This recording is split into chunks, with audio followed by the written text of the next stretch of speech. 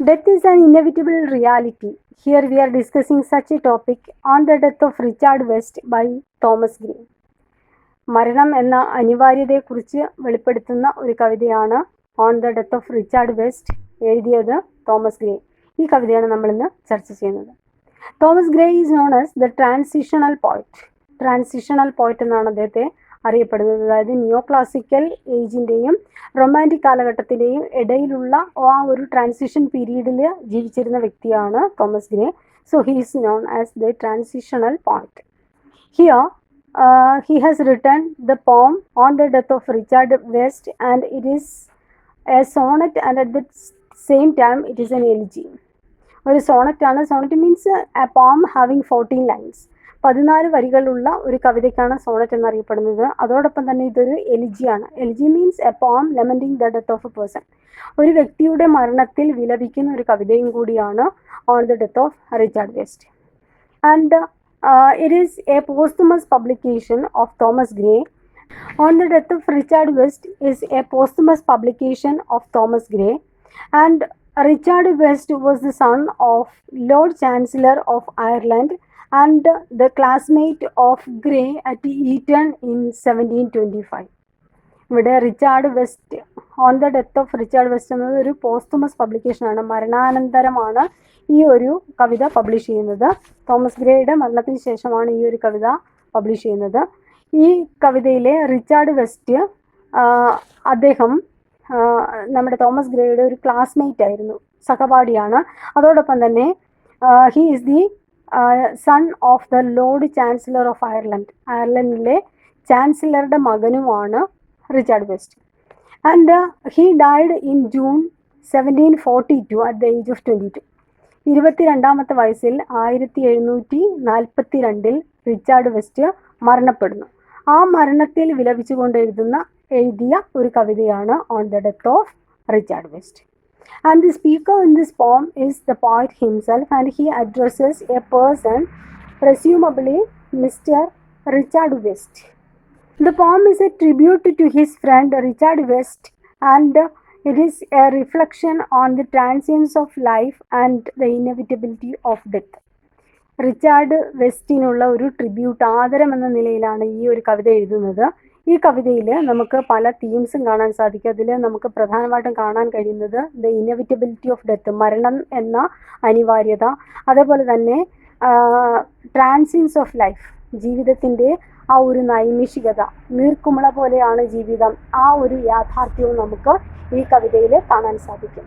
And we can also see the reminding futility or fragility of human life. മനുഷ്യ ജീവിതത്തിൻ്റെ fragility, fragile means നൈമിഷികമായിട്ടുള്ള silly, ആ ഒരു നിസാരത, ഷോർട്ട്നെസ്, ഇതൊക്കെ നമുക്ക് കാണാൻ സാധിക്കും. And he uses elegiac conventions like use of nature, reflection on the afterlife and meditation on mortality. ഇവിടെ നമുക്ക് എലിജിയാക് കൺവെൻഷൻസ്, ഒരു എലിജിയുടെ ആ ഒരു കൺവെൻഷൻസ്, രീതികൾ നമുക്ക് കാണാൻ സാധിക്കും. ഒരു എലിജി എങ്ങനെയായിരിക്കണം എന്നതിൻ്റെ ആ ഒരു സിസ്റ്റം ഫോളോ ചെയ്യുന്നത് നമുക്ക് കാണാൻ സാധിക്കും. ഉദാഹരണമായിട്ട് here we can see nature or the nature that is lamenting, അല്ലെങ്കിൽ ആ ഒരു പ്രകൃതിയുടെ ആ ഒരു ഇടപെടൽ കാണാം. Then the reflection on the afterlife, we can see a reflection on afterlife and the meditation of human life. മനുഷ്യ ജീവിതത്തെക്കുറിച്ചും അതേപോലെ തന്നെ മരണാനന്തര ജീവിതത്തെക്കുറിച്ചൊക്കെയുള്ള ആ ഒരു കാഴ്ചപ്പാട് നമുക്ക് ഈ കവിതയിൽ കാണാൻ സാധിക്കും. The poem is already structured in the form of a pastoral elegy that celebrates rural life and nature. ഈ കവിത നമ്മൾ പറഞ്ഞു, it is an elegy. Elegy means a poem lamenting the death of a person. ഒരു വ്യക്തിയുടെ മരണത്തിൽ വിലപിക്കുന്ന കവിതയാണ്.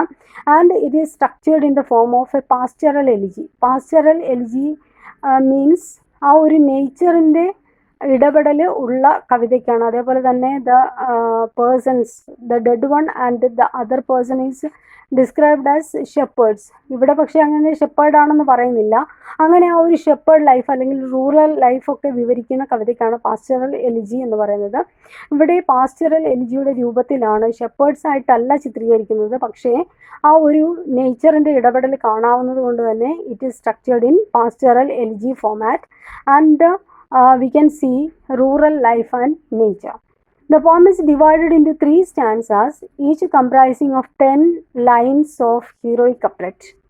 Iambic പെൻഡാമീറ്ററിലാണ് ഈ കവിത എഴുതപ്പെട്ടിരിക്കുന്നത്. അതേപോലെ തന്നെ 3 ഭാഗങ്ങളായിട്ട് ഈ കവിതയെ വിവരിക്കുന്നു, ഡിവൈഡ് ചെയ്യുന്നുണ്ട്. അതിൽ ഫസ്റ്റ് പാർട്ടിൽ 10 lines of heroic couplet.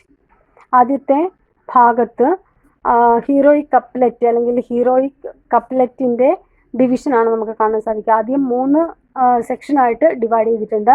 And the first stanza is a lament for the dead. ആദ്യത്തെ സ്റ്റാൻസയിൽ ഈ മരിച്ച വ്യക്തിയെക്കുറിച്ച് ഉള്ള വിലാപമാണ്. And the second is a reflection on the nature.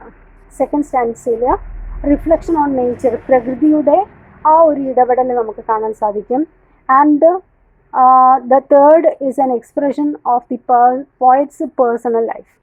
ഈ മൂന്നാമത്തെ ഭാഗത്ത് കവിയുടെ പേഴ്സണൽ ലോസ് അല്ലെങ്കിൽ പേഴ്സണൽ ലൈഫ്, ആ ഒരു പേഴ്സണൽ ലൈഫിൽ ഈ മരിച്ച വ്യക്തിയുടെ സ്വാധീനം എത്രത്തോളമായിരുന്നു, അയാൾ എത്രത്തോളം പ്രിയപ്പെട്ടതായിരുന്നു എന്നതാണ് മൂന്നാമത്തെ പാർട്ടിൽ നമുക്ക് കാണാൻ സാധിക്കുന്നത്. And heroic couplets are traditionally used in epic poetry and it describes the heroic deeds and grandeur. നമ്മൾ പറഞ്ഞു ഹീറോയിക് കപ്ലെറ്റ് ആണ് ഉപയോഗിക്കുന്നത്. ഈ കവിതയിൽ ഉപയോഗിച്ചിരിക്കുന്നത് ഹീറോയിക് കപ്ലെറ്റ് ആണ്. ഹീറോയിക് കപ്ലെറ്റ് സാധാരണ ഉപയോഗിക്കുന്നത് എപ്പിക് പോയട്രിയിലാണ്. And it describes heroic grandeur and deeds. Heroic ആയിട്ടുള്ള ധീരമായിട്ടുള്ള പ്രവൃത്തികൾ, അതിൻ്റെ ശ്രേഷ്ഠത കാണിക്കാനാണ് ഈ ഹീറോയിക് കപ്ലെറ്റ് ഉപയോഗിക്കുന്നത്. Gray elevates his friend's life as an attribute and despite its brevity. ഇനി ഈ കവിതയിൽ തൻ്റെ സുഹൃത്ത്, നമ്മൾ പറഞ്ഞു 22ാമത്തെ വയസ്സിൽ, വളരെ ചെറിയ വയസ്സാണ്, ആ ഒരു പ്രായത്തിലാണ് റിച്ചാർഡ് വെസ്റ്റ് മരിച്ചു പോകുന്നത്.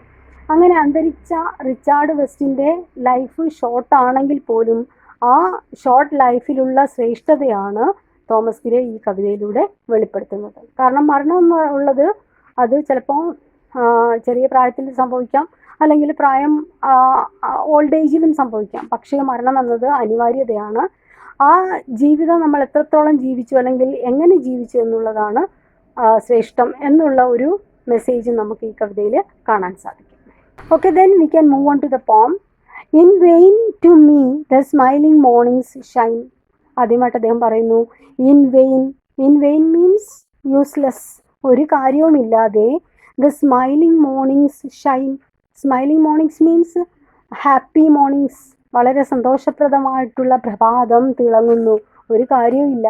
കാരണം I am in sadness. ഞാനൊരു ദുഃഖത്തിലാണ്, എൻ്റെ സുഹൃത്തിൻ്റെ മരണത്തിൽ ദുഃഖിക്കുന്ന ഒരാളാണ് ഞാൻ. So I have no happiness.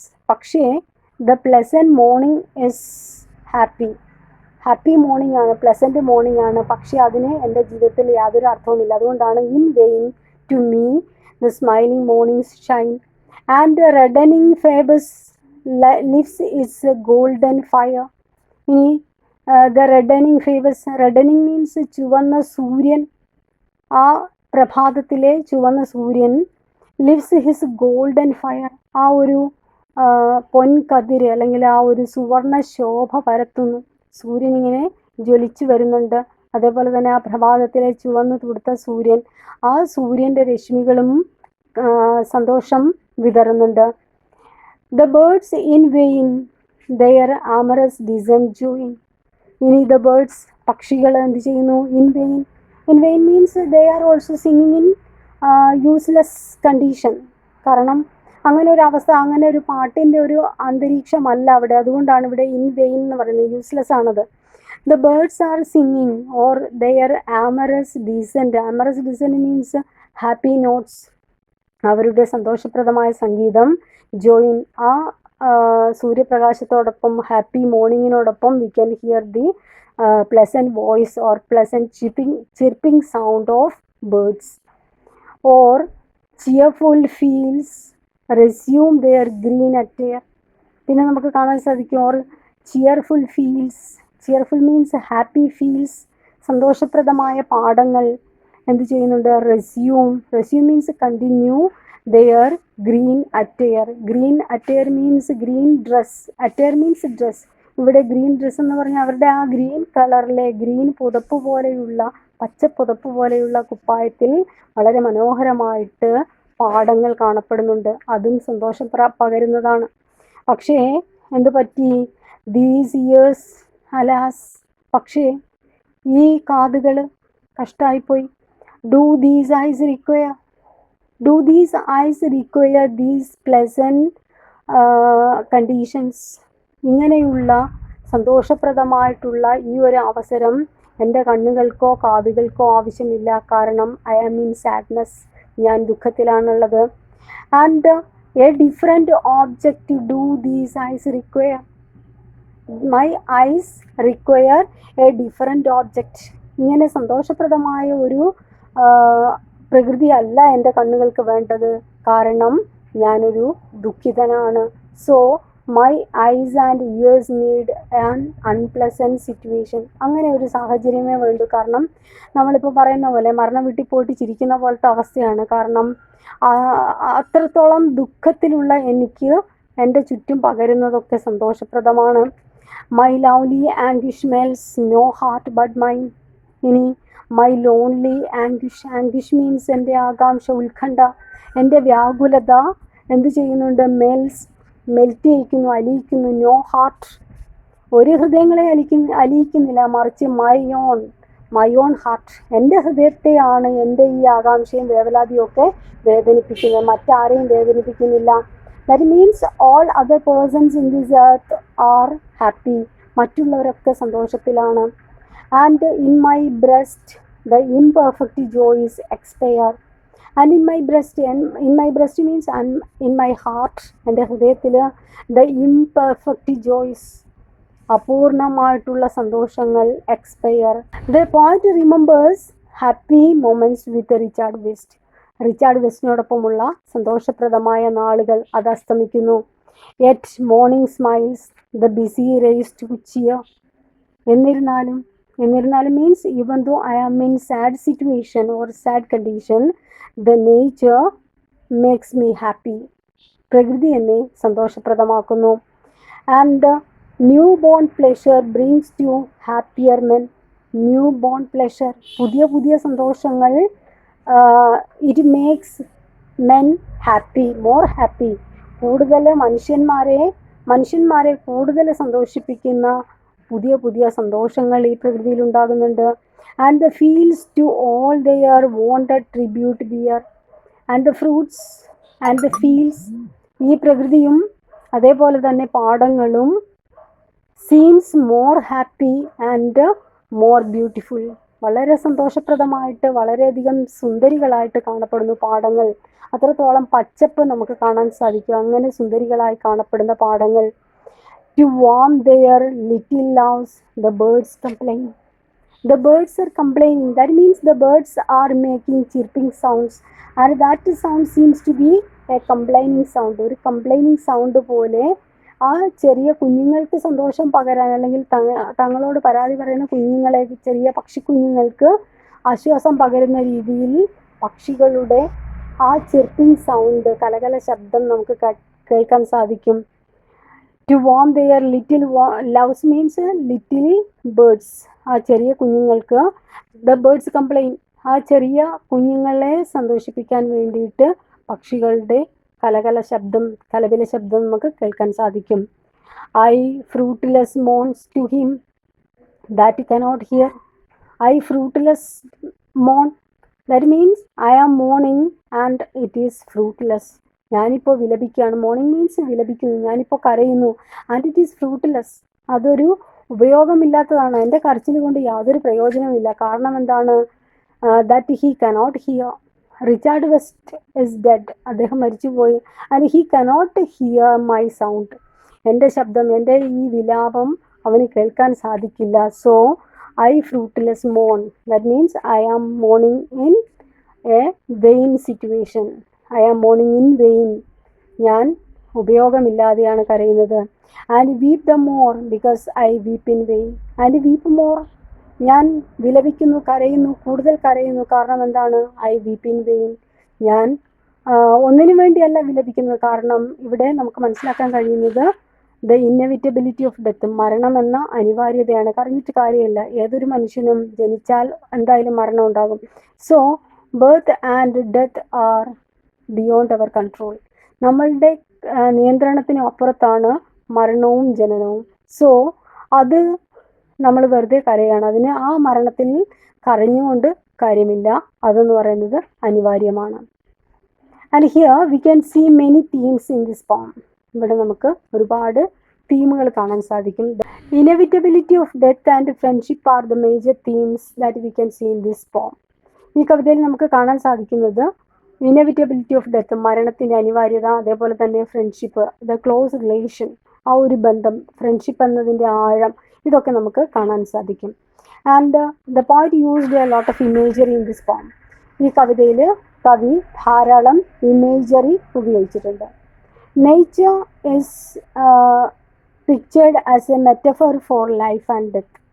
ഇവിടെ നേച്ചർ, പ്രകൃതി എന്നത് ഒരു ഇമേജറി ആയിട്ട് ഉപയോഗിച്ചിരിക്കുന്നു. And it represents life and death, ജീവിതത്തെയും അതോടൊപ്പം തന്നെ മരണത്തെയും കാണിക്കാനായിട്ട് നേച്ചർ എന്ന ഇമേജറി ഉപയോഗിച്ചിട്ടുണ്ട്. ആൻഡ് ദ സെറ്റിംഗ് സൺ, അസ്തമയ സൂര്യനെ കാണുന്നത്, it ends Richard West life. Richard വെസ്റ്റിൻ്റെ മരണം അല്ലെങ്കിൽ ആ ഒരു ജീവിത അവസാനമാണ് സെറ്റിംഗ് സൺ കൊണ്ട് ഉദ്ദേശിക്കുന്നത്. ദെൻ പേഴ്സോണിഫിക്കേഷൻ, അവിടെ ഒരു ബ്രൈറ്റ്നെസ് നമ്മൾ പറയുന്നുണ്ട്. സൂര്യൻ്റെ ആ golden rays, that means the golden age അല്ലെങ്കിൽ the goodness of Richard West. ആ റിച്ചാർഡ് വെസ്റ്റിൻ്റെ ആ നന്മയാണ് സൂര്യൻ്റെ പ്രഭ കൊണ്ട് ഉദ്ദേശിക്കുന്നത്. Then personification, here Thomas Gray personifies death as a grim ടീറൻറ്റ്.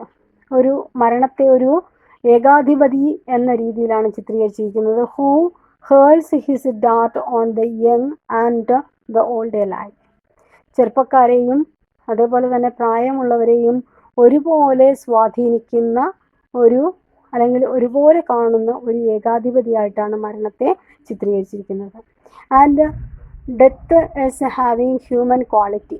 ഇവിടെ പേഴ്സോണിഫിക്കേഷൻ എന്ന് പറയുന്നത് attributing human qualities to inanimate objects or abstract nouns.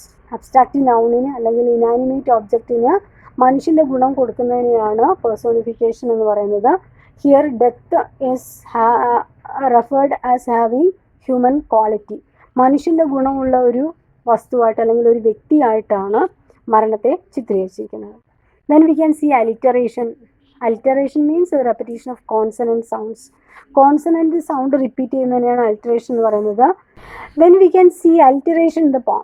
Alliteration means the repetition of consonant sounds. Consonant sound repeat ചെയ്യുന്നതിനെയാണ് അലിറ്ററേഷൻ എന്നറിയപ്പെടുന്നത്.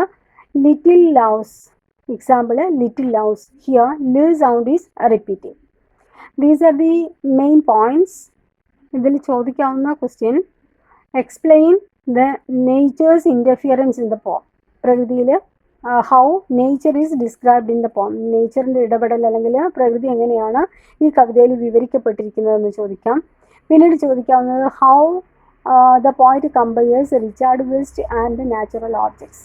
Natural ഓബ്ജക്ട്സിനോട് എങ്ങനെയാണ് Richard വെസ്റ്റിനെ compare ചെയ്തിരിക്കുന്നത്. നമ്മൾ പറഞ്ഞു he's compared to the sun. സൂര്യനോടാണ് റിച്ചാർഡ് വെസ്റ്റിനെ കമ്പയർ ചെയ്തിരിക്കുന്നത്. These are the main points. Hope it is useful to you. Thank you.